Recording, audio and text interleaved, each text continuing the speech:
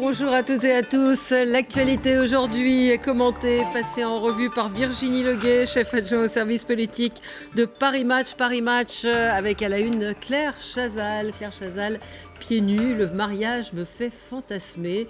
Alain Tourret, député maire PRG de Moult dans le Calvados, vous avez publié récemment une lettre ouverte à Manuel Valls, Premier ministre, parue aux éditions Charles Corlet. Aurélien Véron, bonjour. Président du Parti libéral-démocrate, vous êtes tête de liste aux élections régionales en Île-de-France. Et Claude Posternac, président de la Matrice, agence conseil en opinion, stratégie et communication, et fondateur de l'important.fr, un site de veille média 100% Twitter. Les unes de la presse d'aujourd'hui, mais on va les regarder ensemble, il faut que je les retrouve. Voilà, elles sont là. Mais on commence avec l'équipe. L'équipe avec une formule test aujourd'hui, format tabloïd. Je ne sais pas si vous êtes lecteur de l'équipe, Claude. Ah, bien sûr. Oui. Alors, c'est un rêve qu'on avait dans les avions depuis très longtemps. Oui. Donc on va voir le format berlinois. Vous aussi, vous lisez l'équipe? Je ne lis pas l'équipe, mais je suis les pérégrinations de gouvernement et de l'Élysée, passionné par le foot. Ah. On y est, priorité aujourd'hui. On y est déjà dedans. Hein. Vous lisez l'équipe? Je lis plutôt Diapason, oui, enfin, c'est plutôt l'opéra que l'équipe. Oui, et puis aussi l'équipe. Et puis Cicéron en latin. Voilà. Virginie, je ne vous pose pas la question. Moi, je ne lis pas tellement l'équipe, mais je suis très contente du format berlinois. J'attends que le Figaro fasse pareil. Ah oui, pas mal. Le Canard enchaîné, Hollande de plus en plus déplacé par les événements. Le titre du Canard enchaîné. L'opinion valse flexible, mais pas trop. C'est évidemment à propos des propositions pour relancer l'emploi.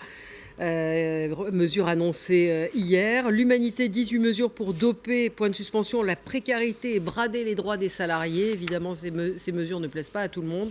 Le Figaro, la guerre des taxis contre Uber Pop s'étend dans les grandes villes. Et puis Manuel Valls fait un geste pour les PME et braque sa gauche. À lire dans Aujourd'hui en France, la grosse gaffe. C'est évidemment à propos de l'escapade de Manuel Valls à Berlin pour aller voir un match de foot. Et puis à lire dans Libération, Valls marque contre son camp, l'aller-retour du ministre donc avec ses enfants qui donc a relancé la polémique hier. Libération très sévère, éditoriale de Laurent Geoffrin aujourd'hui à l'égard de Manuel Valls. On peut en reparler. Vous avez certainement écouté ce que disait René Dosière. Le Premier ministre a le droit d'utiliser, et c'est même son devoir, d'utiliser les avions privés pour se déplacer. Il a 5 ou 6 personnes avec lui. Au-delà de ça, c'est quand même un problème de communication qui se pose réellement, Claude Posternac. Oui, c'est assez surprenant de la part de Manuel Valls, qui est un pro de la com dans l'âme. Hein. Je vous rappelle, il a été pendant des années l'homme de la communication de Jospin à Matignon. Il a été l'homme de la communication de Hollande pendant la campagne. C'est un spécialiste. Ses proches sont dans l'univers de la communication. Donc, bien évidemment, on peut considérer qu'il a fait une erreur de com. Sur le fond, le vrai sujet de Valls est passé un petit peu à travers, c'est-à-dire que il est sûr que c'était maladroit d'emmener ses enfants et en tous les cas il devrait rembourser au tarif régulier le voyage de ses enfants, mais le vrai sujet, je pense, qui ébranle plus Manuel Valls, et on le sous-estime, c'est ce qu'il a dit au congrès du PS. Ouais. Le jour où il dit nous avons un grand président, c'est-à-dire que lorsqu'il parle de François Hollande en disant c'est un grand président, alors qu'on sait que dans le privé, on sait ce que Manuel Valls pense de François Hollande, hein, en particulier quand il rencontrait Benoît Hamon et Montebourg. Là, je pense qu'il a touché profondément sa crédibilité. C'est-à-dire qu'il s'est remis dans le système d'un homme politique extrêmement classique, insincère, et ça, je pense que ça va le poursuivre. Donc il y a deux fautes majeures, et le grand président ne s'est pas tardé de lui répondre. Pourquoi ? Parce que ce matin, le grand président, il a montré qu'il était un grand malin. Oui. Le grand malin s'est fait photographier sur le perron de l'Élysée avec Michel Platini et l'organisateur de l'Euro en France. C'est-à-dire qu'il vient contredire, ou en tous les cas, il vient brouiller le discours qu'essaye de mettre Valls.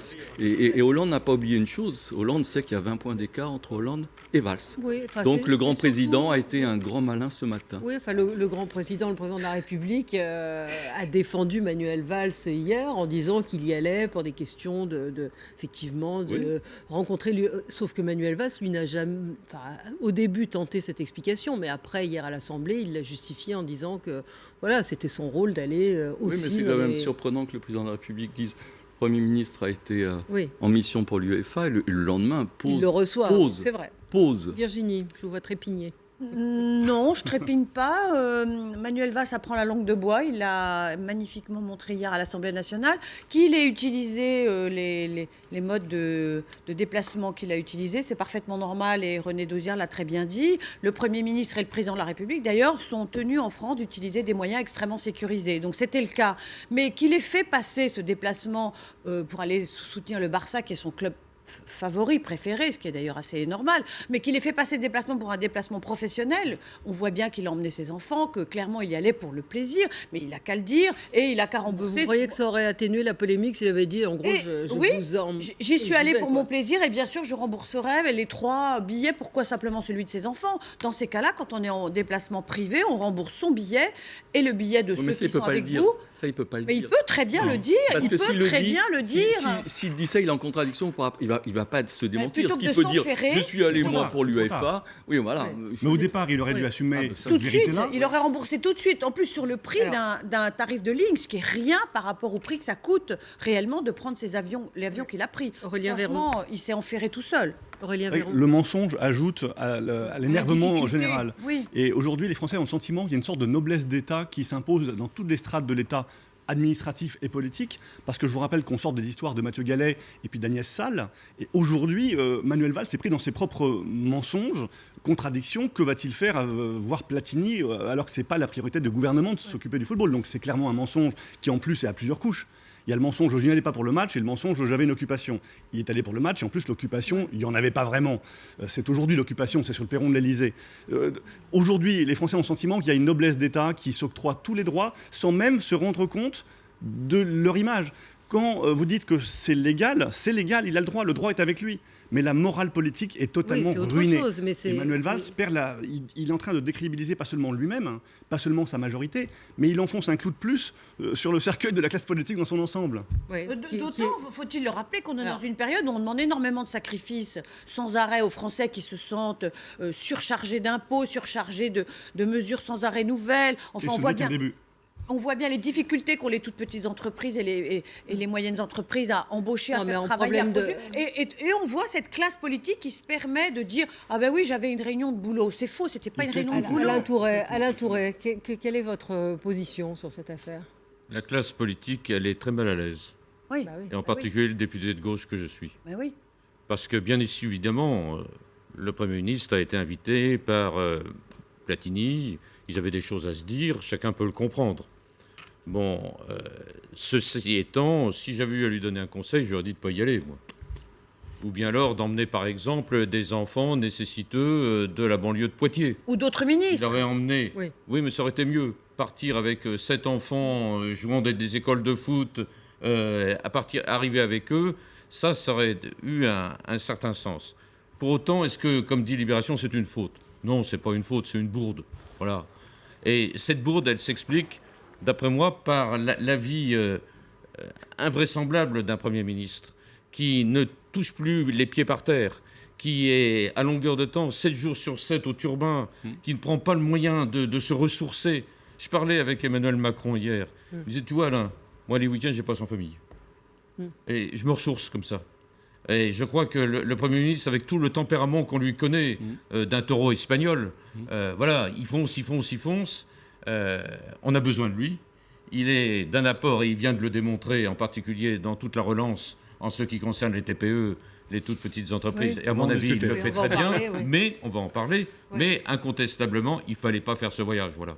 Et pas avec un Falcon. C'est pas une faute, Si. c'est une bourde. Mais Ou si, si mais si. vous voulez le faire, c'était très simple de dire je l'ai fait et j'ai remboursé mes billets. C'est très simple, ça s'est Oui, fait. c'est ce que François disait Fillon l'a René, fait c'est ce quand que il disait était René Premier Dosière. ministre. Ça aurait été plus simple de calculé. ne pas y aller. C'est comme les députés qui vont suivre Roland Garros en semaine, c'est plus simple de ne pas y aller. Oui. Et 7 ministres à la finale de Roland Garros aussi, c'était Oui, mais peut-être c'est pas, le même si dimanche. c'est moins loin. Oui, mais C'est le dimanche. Ils ont le droit le dimanche qu'ils y aillent. Mais en semaine, au moment où le Parlement fonctionne, c'est préférable de ne pas y aller. Non, mais Valérie, Ouais. je pense que bien il y a réellement aujourd'hui dans le pays un décalage entre ce que vivent les Français au quotidien et ce qu'ils reçoivent de la bourgeoisie d'État, ou noblesse d'État, ou oligarchie. Non, d'un point de vue sémantique, c'est une bourgeoisie, c'est pas une noblesse. C'est pas enrichi par elle-même, mais c'est enrichi par l'argent des contribuables qui regardent atterrer. C'est pas une noblesse, ils n'ont pas de titre, c'est une bourgeoisie d'État. Mais peu importe, c'est pas le débat. Ils se produisent entre eux quand même, hein. Il y a un petit côté... on va pas... Oui. Non, ce décalage est insupportable. Et de la même façon, c'est insupportable. Les gens ne supportent plus de voir des ministres monter les marches à Cannes. Ils supportent plus de voir les ministres et les députés à Roland-Garros. Ils supportent plus de voir un représentant de l'État dans des événements superfétatoires, parce que eux, ils en sont privés, parce que ça coûte très cher. Et il faut que les hommes politiques prennent conscience que les Français ont l'impression de vivre dans un pays à 2 vitesses, et que ce pays à 2 vitesses, la vitesse du bas ne supporte plus la vitesse du haut. Donc il y a un sentiment d'inégalité, d'injustice qui est réel. Lorsque vous demandez des efforts aux Français du matin au soir, il faut que vous soyez exemplaires, même si ce n'est pas dans le cadre de l'égalité, puisque le Premier ministre, bien évidemment, est dans le cadre de la légalité, mais dans le cadre de l'image et du symbolique. Nous sommes dans une période extrêmement difficile. Et une des fautes quand même du Premier ministre, c'est de partir du congrès du Parti socialiste, partir de Poitiers. C'est aussi, pour les Français, c'est quasiment déjà un déplacement privé. C'est-à-dire que les Français sont en droit de dire, mais ils s'occupent du parti politique alors qu'ils devraient s'occuper de la France. Donc déjà, ça vient brouiller le message. Donc l'addition fait qu'à la sortie du week-end, Manuel Valls, qui travaille énormément, qui est un fonceur, qui manque aussi de recul parfois, parce qu'il avance tellement, il est tellement charpenté par sa vocation, sa passion. Hein. Et on parle souvent de Manuel Valls, jeune en politique. Hein. Il rappelait son premier congrès du Parti socialiste, c'était 78. Donc c'est un jeune qui a quand même un petit peu la peau dure. Oui. Et puis j'ai été un peu dur en disant que c'est vrai que c'est un milieu juste plus aristocratique que bourgeois. Manuel Valls, c'est quelqu'un d'atypique. C'est un fils d'immigré, c'est quelqu'un qui est parti de rien, qui a réussi vraiment une belle carrière, qui a une belle image, qui est un fonceur, et quelqu'un qui, à mon avis, à gauche, moi j'ai lu son livre avant la présidentielle, il s'expose comme social-libéral, il prend des risques, c'est vrai qu'aujourd'hui il accélère, pas comme il faudrait à mon sens, mais en tout cas il est atypique par rapport à une classe politique qui est quand même très fermée sur elle-même. Il n'est pas de la bourgeoisie. Et donc lui, il est plus d'un parvenu de la politique, quelqu'un qu'on aimerait voir bouger les lignes et être le nouveau riche de la politique, comme ça, alors que les autres politiques et les hauts fonctionnaires sont très dans une bulle fermée, ils ont les mêmes profils, la même éducation, les mêmes écoles, et quand vous suivez leur parcours, vous avez des promotions de l'ENA, la promotion Voltaire est connue, lui sort un peu de cette bulle-là. Un peu de franchise et admettre ses fautes. On a entendu Emmanuel Macron le faire. Ça serait, à mon avis, un grand succès. Juste un mot, Valérie. Juste un mot, excusez-moi. Aujourd'hui, c'est l'anniversaire de l'enterrement de Pierre Mauroy. Et ce jour-ci, l'ensemble de la classe politique était réunie dans la grande cour d'honneur des Invalides pour rendre hommage à Pierre Mauroy. C'était une image extrêmement particulière. Pourquoi ? Parce que l'ENA, E2NA, rendait hommage à l'ENA, E2NA. C'est-à-dire l'ENA, que nous connaissons, rendait hommage à l'École nationale d'apprentissage. Ça veut dire quoi ? Ça veut dire que la bourgeoisie d'État, ce jour-là, enterrait un représentant des classes populaires. C'était le dernier Premier ministre qui avait une chance d'être soit en étant agriculteur, soit ouvrier, en tous les cas venant d'une classe populaire, c'était le dernier ministre français issu d'une classe populaire. Aujourd'hui, l'ensemble de l'oligarchie a tout recouvert, les think tanks, les partis politiques, les gouvernements, et nous sommes dans une situation où les Français sentent une saturation. Plus d'un mot, Claude. Mais c'est faux ce que vous dites quand vous dites que Pierre Mauroy. Alors attendez, je voudrais que. Est-ce qu'on peut laisser. Attendez, est-ce qu'on peut parler à Alain Tourret ? Alain Tourret est bien élevé et il attend la parole. Et du coup, il ne peut pas parler. Allez-y. Je pense que tout cela est un peu exagéré. Oui. Je pense que tout cela est un peu exagéré. Bon, on se fait plaisir en indiquant tout ça. Bon. Je peux vous donner quand même 2 ou 3 mesures qui ont été prises au sein de l'Assemblée nationale. Nous avons un déontologue. Bon, nous avons un déontologue. Nous devons lui déclarer tout avantage que nous recevons supérieur à 150 €. C'est pas beaucoup, vous savez, 150 €. Nous devons lui déclarer. Un repas supérieur à 150 €, nous devons la déclarer au déontologue. Si nous sommes invités à l'étranger, nous devons le déclarer au déontologue. Bon, on a essayé de tirer toutes les leçons à ce niveau-là, et il y a quand même une surveillance, à mon sens, très importante qui est faite là-dessus. Est-ce que c'est suffisant ? Voilà. Moi, ce que je vois, c'est qu'il y a un emballement des choses. Et que cet emballement des choses fait qu'on perd le sens commun. Et les gens les plus aptes, normalement, ceux qui sont... Valls, c'est le genre même de personnage qui connaît parfaitement. Mais la chose s'est emballée. Et je crois que c'est cela. La chose s'est emballée. Problème de Mais il y a un emballement parce qu'il y a une communication. exaspération. Oui, il y a une exaspération. Non, il y a un aussi. emballement Parce parce qu'il y a une que exaspération les hommes latente. politiques ne prennent plus du recul, ne s'arrêtent pas à un moment donné de faire de la politique, ne retournent pas chez eux, ne vont pas avec leurs femmes et leurs enfants, tout simplement pour Mais faire du propagande. C'est tout cela. limitez les Il y a- mandats dans le temps. Il y a... Ne faites plus que la politique soit une Non, profession. Limitez les mandats dans le temps, c'est aussi Mais simple. ça n'a rien à voir avec Mais, Valls. Le seul problème, c'est que les hommes Carrière politiques et travaillent politique. trop, les députés travaillent trop, Ils se remettent alors en qu'on dit question. le contraire. Les se ministres remettent en travaillent trop. question. Qu'ils se renouvellent. Il n'y a pas de, Allez. il n'y a pas de possibilité Enfin, là, on est- actuellement on est de parti garder trop le loin, sens commun, et c'est ce que je regrette profondément. La classe Allez, on politique s'arrête. est dans une embardée. Voilà, on s'arrête, on continue après le rappel des titres. À tout de suite. En conclusion quand même de cette affaire Valls, est-ce qu'il doit rembourser, selon vous Mais bien sûr, il est parti à un match de foot avec 2 de ses enfants. Il doit rembourser. Et franchement, ça. Mais il perd la face s'il rembourse, puisqu'il Bah, a dit qu'il y était est-ce allé qu'il vaut mieux- comme représentant du pays. Il y a un moment où on se dit que ça va très loin quand même. Mais tout est-ce qu'il ça. vaut mieux pas reconnaître tout de suite ses erreurs plutôt que de laisser le truc lui coller comme le scotch, le sparadrap du capitaine Haddock pendant des mois et des mois? Ouais, ce que vous en pensez? Malheureusement, le dommage est fait. Ouais. Je crois qu'une semaine, enfin quelques jours après, c'est trop tard. Il n'y a rien qui peut récupérer ce geste, à moins d'une vraie communication d'autoflagellation à l'américaine. Je ne sais pas si les Français sont très amateurs de ça. Non. La question de fond, c'est la question de l'éthique du monde politique. Et là, il y a encore des avancées à faire, malgré la déontologie qui rentre très lentement à l'Assemblée nationale. Non, mais c'est vrai qu'il y a quelque part, alors on va essayer de faire un peu contre-courant parce que c'est un peu injuste, Ouais. parce que c'est vrai que Valls travaille énormément, que le Premier ministre, c'est le pire poste de la Ve République, c'est un agenda d'enfer, qui passe un moment avec ses enfants, je pense que c'est légitime, c'est normal. Je souscris, je pense qu'il devrait rembourser l'équivalent des billets de ses enfants, et je pense que l'épisode pourrait être clos, et de toute façon, le grand tuyau de l'actualité va se remettre en J'essaie de me faire en un peu route. l'avocat du diable. C'est pas un petit peu de la démagogie? On va lui demander de rembourser 500 € de billets d'avion de ses enfants. Mais les gens C'est quoi? oublieront C'est le la somme. symbole? Les gens oublieront la somme. C'est-à-dire, imaginez qu'il y ait un communiqué dans une semaine qui dise le Premier ministre a remboursé les billets de ses enfants. Personne ne saura que d'abord c'est l'équivalent D'un en billet de billets ligne. C'est le prix d'une d'un ligne billet de normale. ligne. Les gens se diront il a remboursé, Mais l'affaire est close. On Et est dans- c'est normal. On est dans le symbole. Oui. Il le prend ou il le prend pas, c'est à lui d'apprécier. Ouais. On est dans le symbole. Ce que je pense, c'est que la leçon a été rude, et que Rude, ça ne raide. se reproduira pas. Voilà. On dit ça, et puis ça se reproduit tout le temps. L'entrepreneur, le petit entrepreneur ou l'artisan qui compte pas ses heures et qui fait sans doute autant d'heures qu'un ministre n'a pas accès à ces privilèges. Et la question de ce déplacement à Berlin, c'est une vraie question. Légalement, il a le droit, encore une fois. Est-ce qu'un Premier ministre doit aller à Berlin voir un match de foot avec un Falcon ?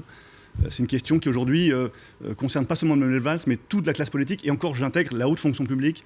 Des affaires récentes nous rappellent que l'usage qui est fait de l'argent public pour des déplacements douteux est quand même très très léger par rapport aux efforts qu'on demande aux Français, comme vous le rappeliez. Bien sûr, bien sûr. Et moi, je note l'emballement, mais je comprends l'exaspération des Français. Je comprends qu'ils se disent, mais finalement, ça n'arrête jamais. Il y a on sonne Deux poids, deux mesures. on tire la sonnette d'alarme. Il y a déjà des incidents répétés. C'est quand même pas le premier voyage un peu hors norme qu'on relève, qu'on note, et ça se reproduit indéfiniment. Donc finalement, leur exaspération est totale. Et moi, je la comprends. Je la comprends. Dans des périodes de grands sacrifices, de grandes difficultés personnelles, où même ceux qui travaillent et qui ont des petits salaires n'arrivent plus à boucler leur fin de mois, franchement, On est c'est d'accord. inadmissible. Ouais. Mais Je suis d'accord pour dire qu'il ne faut plus refaire ça. allez, mais c'est, enfin, Ça, c'est une ça en dit évidence, beaucoup mais tout de ça se même reproduira. il y a quand même sur beaucoup de l'état choses de la sur France. l'état de la France. Ça en dit beaucoup sur l'état de la France. Il se passe quand même des choses, les problèmes des migrants, le chômage. Et ce qu'on retient et ce qui occupe, et nous aussi, on est les premiers responsables, c'est cette affaire-là qui indigne les gens. Parce qu'il y a une colère dans le pays. Oui.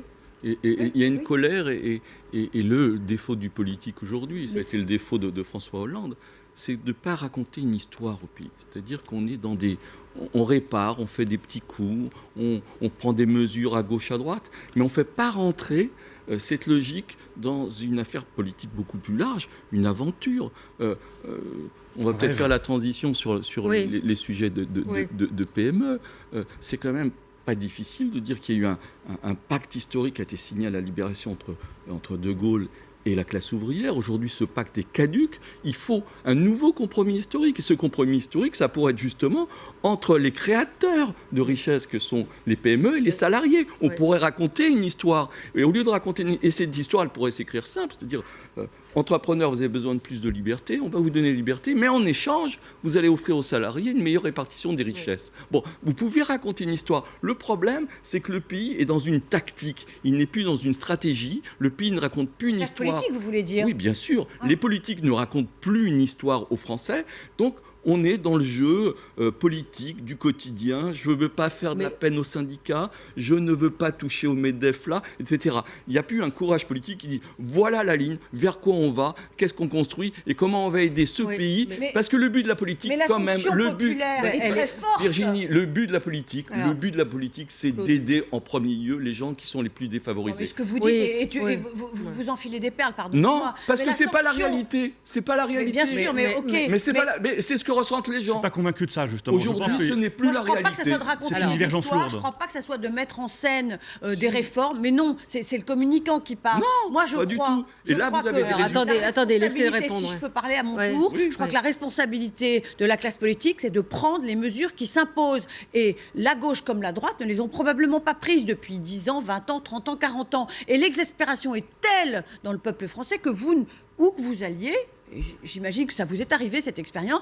vous entendez des gens qui disent la droite et la gauche. Moi, j'ai été, je sais pas, cocu, trahi, trompé. J'ai cru qu'ils allaient faire des choses. J'ai cru en leurs promesses, j'ai cru en leurs paroles. Je n'y crois plus. Et qu'est-ce qui se passe? Le Front National, aujourd'hui, est en train de ramasser les fruits de tout ça. Donc la responsabilité, elle est écrasante. C'est pas juste raconter des histoires, comme vous dites. C'est juste prendre ses responsabilités. Juste un mot, ils attendent de l'efficacité. Juste un mot, les autres n'ont pas le temps de parler, Claude. Vous allez faire une émission tout seul. Oui, Claude, vous laissez parler les autres. On va vous laisser tout seul. Mais si vous voulez, c'est pas un souci. Mais je vous rejoins tout à fait là-dessus. Il faut admettre qu'il y a des règles. Je vous rejoins sur un point et je diverge sur l'autre. Je vous rejoins sur le fait que si on fait de la politique, c'est pour créer un rêve, ou pour en tout cas nourrir un rêve.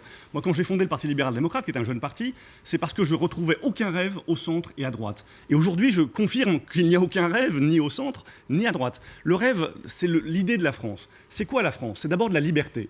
Et c'est pas en sabrant tous les jours un pan de nos libertés. Un coup, la loi renseignement, que la droite a voté, ce qui est scandaleux. Un coup, ce qu'on doit manger au quotidien, la fin des fontaines de soda. Un coup sur la cigarette dans les parcs à jeux. Alors, je suis d'accord qu'il ne faut pas fumer près des enfants. Est-ce que c'est une priorité en France d'interdire la cigarette dans les parcs à jeux? Donc cet hygiénisme moral d'une classe politique qui ne la respecte pas du tout, cet hygiénisme moral est en train de tuer le lien social. Les partenaires sociaux qui, depuis le pacte entre De Gaulle et les communistes, ont figé le dialogue social, briment notre liberté encore plus. Donc cette liberté, il faut qu'elle renaisse, il faut rallumer la flamme de la liberté. Et aujourd'hui, elle est éteinte. Moi, mon ambition, c'est de la rallumer. Et ça veut dire transgresser des tabous. Ça veut dire, oui, effectivement, il y a des choses qu'on doit autoriser aujourd'hui, on doit rendre leur liberté aux Français, parce que cette liberté, elle est créatrice de beaucoup de choses. Elle est créatrice de valeurs, d'innovation, elle est créatrice d'un élan de populaire, elle est créatrice de liens sociaux. Lorsqu'on oppose des musulmans aux non-musulmans, les fonctionnaires aux non-fonctionnaires, les entrepreneurs aux autres, ce sont des faux clivages. Les Français, même salariés, même fonctionnaires, ils adorent les entrepreneurs. Ils adorent leurs profs d'école qui sont fonctionnaires. Donc on a tout filé dans les statuts, et le rôle d'un parti, c'est de créer du rêve et dire, demain, on va faire sauter des tabous, on va faire sauter des verrous, et vous allez pouvoir, vous, citoyens, vous exprimer. Et là où je diverge, c'est que je pense que l'État n'est pas là pour uniquement mettre un filet de sécurité. L'État est pour libérer ses énergies. Et aujourd'hui, il l'a fait depuis 40 ans. C'est pas juste François Hollande, c'est Nicolas Sarkozy, c'est avant lui Chirac, c'est avant lui Mitterrand. C'est d'avoir emmerdé les Français année après année, et qu'aujourd'hui, rien n'est possible en France. Alain Tourret. C'est très sympathique ce que vous dites. Il y a des choses que tout le monde peut admettre. Pas de la liberté, hein. Mon sentiment, c'est j'aime bien le regard de l'élu. La loi renseignement, je ne sais pas ce que vous avez voté, j'aimerais savoir. C'est sympathique ce que vous venez de dire, c'est très sympathique. Oui. C'est très sympathique, c'est vrai, je le L'aristocrate répète. qui parle au tiers état. Je suis le tiers état. Parce que c'est vrai qu'il y a des choses qui parlent vrai dans ce que vous dites. Et ça me semble intéressant. Quoi qu'on dise, la personne à côté de moi. Non, mais c'est le ton que vous employez. Ce monsieur parle et vous êtes en train de lui dire ce qu'il vient de dire, c'est très sympathique. Bon, J'ai le droit de lui dire. Non, mais il a le droit de le dire. Laissez-le quand même le parler. droit. Oui, il a le droit Mais dites ce que vous d'apprécier. voulez, mais j'ai Allez. le droit de commenter. Allez. Tant que vous voudrez. Suffisance d'élus. Vous pouvez être odieux, c'est votre problème. allez, Mettez votre allez. main devant votre bouche. La deuxième chose que je voudrais simplement vous dire, actuellement, qu'est-ce que recherchent les Français? Ils On leur recherchent. dise la vérité. Ah, Oui, vous ça laissez c'est parler, ouais. vrai. La vérité. Ils veulent une éthique. C'est une chose importante. Non, mais la vérité Ils sur veulent, en l'état du plus, pays. ils veulent en plus que leur Les situation résultats. dans un chômage de masse soit prise en compte. Ils veulent qu'il y ait des réponses qui soient apportées sur le plan économique et sur le plan social. Ah, bien sûr. Il Voilà. faut en apporter. Voilà. Et il faut les imaginer. Et c'est ça qu'ils attendent. Et ils attendent qu'il y ait une rupture avec ce chômage de masse qui ne supporte plus. Et qui ne cesse Mais d'augmenter. Et qui ne cesse effectivement d'augmenter. Il y aura actuellement, plus personne ne croit les hommes politiques tant que ceux-ci n'arriveront pas à donner des réponses qui correspondent aux besoins des Français, c'est-à-dire avoir un travail. Pour cela, il faut remettre la valeur travail au centre de la réflexion. La valeur travail n'est plus au centre de la réflexion. Et la deuxième valeur, et c'est sur quoi je vous joins tout à fait, c'est la valeur de création. Création vis-à-vis des entrepreneurs, création vis-à-vis des sociétés, et créer ainsi une nouvelle richesse qui peut être enfin mieux répartie. C'est là-dessus qu'on sera jugé. On ne sera pas jugé sur autre chose. Il y a associatif Alors, mais parce qu'on parle de création, mais je vous rappelle que l'école ne marche plus. Thierry Marx, grand cuisinier français, a créé sa propre école, a trouvé des mécènes, la finance, et forme tous les ans des cuisiniers. Des écoles, Là, on Michelin a sort, son école, des gens créent leur propre école. On ne parle pas seulement d'entreprise, on parle d'association, on parle de solidarité, on parle de tout ce que les Français font dans le domaine culturel. Des fondations culturelles naissent régulièrement en France. Donc cette créativité, elle est possible uniquement si le politique arrête de vouloir décider à la place des Français, mais leur rend les outils pour que les Français eux-mêmes fassent. Oui. Et c'est ça, à mon avis, le grand enjeu des Mais prochaines années. c'est à rapprocher du sondage aujourd'hui dans Paris Match, qui est quand même pour la première fois, je crois, Virginie, dites-moi si j'ai une bêtise, Non, 40 politiques sur 50 sont en baisse, ce qui est énorme. Tous perdent énormément de points. Les seuls qui progressent, Marine Le Pen, plus 1 point. Voilà. Cécile Duflot, plus 3 points. On a également Ségolène Royal qui progresse et Anne Hidalgo. Les autres perdent. On a moins 5 points pour Manuel Valls. Que des femmes, vous remarquerez, c'est bien. Moins 6, oui, absolument. Mais parce que les femmes utilisent moins la langue de bois que les hommes, si je peux me permettre. Ouais, mais c'est vrai que ce sondage est assez significatif. Ils en ont marre des politiques. Ils en ont marre, ils ne les croient plus, ils ont l'impression qu'on leur a raconté des mensonges depuis je ne sais pas combien d'années et que la classe politique est totalement hors sol. Mais totalement, c'est-à-dire qu'on voit bien ce qu'a fait la gauche depuis 3 ans, pardonnez-moi Monsieur Touré, mais elle a fait très très très peu de choses pour ne pas dire quasiment rien. Mais par contre, elle a beaucoup parlé, elle a beaucoup dit, elle a beaucoup promis, elle a beaucoup agité des mots, mais elle n'a rien fait de concret, de réaliste, rien. Et ça, c'est... Ça, c'est un raisonnement très parisien. Bah, Moi, je suis un élu non. provincial, je suis élu allez-vous du promener. bocage normand. Oui. C'est pas cela qu'on ressent du tout dans le bocage normand. Qu'est-ce qui Alors, vous qu'est-ce qu'on remercie ressent Qui vous remercie d'avoir fait quoi dans le bocage normand? Ils ont le sentiment qu'ils ont un député qui travaille, qui Ah, mais je parle qui pas fait de des vous. lois, Pas qui forcément les des crée, députés, pas forcément Mais des on parle députés, pas mais des là, députés. là, ce sont les représentants politiques. Arrêtez de créer des lois. Ouais. On parle pas Si, de si, vous. faut- il On faut parle créer d'un des lois. Vous avez le droit de gouvernement.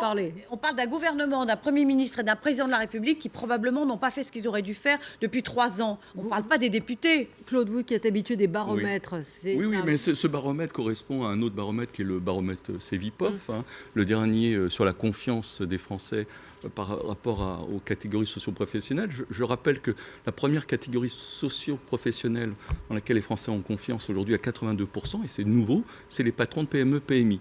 Et les derniers, tout en bas, à 9%, c'est les femmes et les hommes politiques. Donc il y a un véritable grand écart dans le pays aujourd'hui entre cette volonté d'avoir de l'efficacité. Et il y a un transfert de confiance qui passe du politique vers l'économie. Les Français ont conscience que ce ne sont pas les politiques aujourd'hui, malheureusement, qui vont régler le problème du chômage. Ce sont d'abord les entreprises. Donc ils demandent, non pas du libéralisme, ils demandent plus de liberté aux entreprises. Ce n'est pas tout à fait la même chose. Donc ils veulent qu'il y ait plus de liberté pour les entreprises, pas du libéralisme, parce qu'ils tiennent à un État.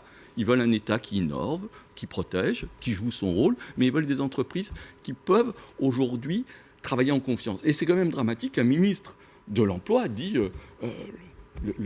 le chômage repart à la hausse parce que les entreprises n'ont pas confiance. À qui quelle est à qui revient la responsabilité de donner confiance aux entrepreneurs si ce n'est pas le est-ce gouvernement? que les mesures annoncées par Manuel Valls hier vont redonner confiance à l'entreprise? Hier, Pierre Gattaz disait dans Les Échos que les entreprises avaient peur d'embaucher. Donc, plusieurs annonces ont été faites. La possibilité de renouveler un CDD, donc 2 CDD. Le plafonnement, on en a parlé ici, des indemnités de licenciement. Est-ce que ça va libérer l'entreprise? D'abord, on est dans le replâtrage, ce sont des mesures de réparation, et le modèle est mort. Donc on répare un vieux bidon qui ne marche plus. Il faut recréer un modèle intégralement. Ça veut dire, par exemple, quand vous parlez de contrat du travail, de contrat de travail, de revenir à une notion de vrai contrat.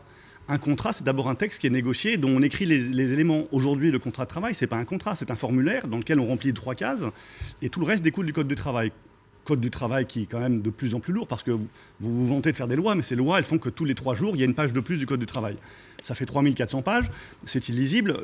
Les CDD, c'est pas la panacée. On va faire 5 CDD de suite. Dans la fonction publique, on peut en faire autant qu'on veut d'ailleurs, il n'y a pas de limite. C'est dans le privé qu'il y a une limite. Parce que le public s'affranchit entièrement du Code du travail. Dans le privé, vous croyez que les CDD, ça fait rêver les jeunes qui arrivent du marché du travail?